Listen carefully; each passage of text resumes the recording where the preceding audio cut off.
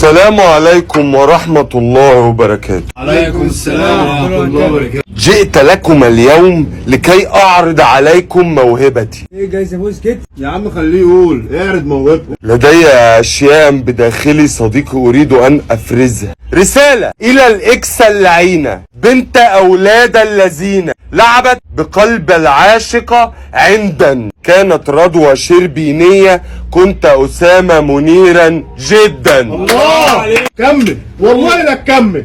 كانت رضوى شربينية، كنت أسامة منيرا جدا. أتذكر في آخر مرة طلبت لها وجبة زنجر، أكلت أنا السلطات، طلبت لها الأوبر، وركبت أنا توكتوكا بثلاث عجلات. كلفني هذا كل ما لدي. طلبت لها فرباتشينو وشربت أنا الشاي. بعد أن وصلت منزلها أرسلت لي رسالة تقول فيها أحلى اخوات. احلى اخوات، احلى اخوات، هيهات هيهات، احلى واحلى، كانت واحلى، كنت في سحلة، تزن كثيرا، كانت نحلة. اهديتها قلبا بشاحنه ووصلته، اهدتني زغروفا وحتى السلك قصته.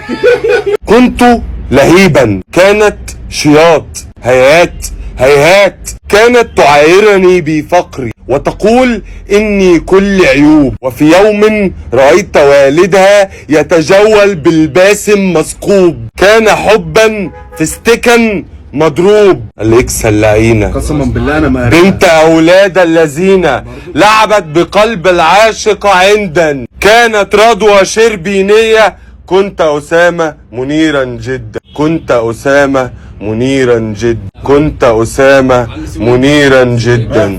كنت أسامة منيرا جدا.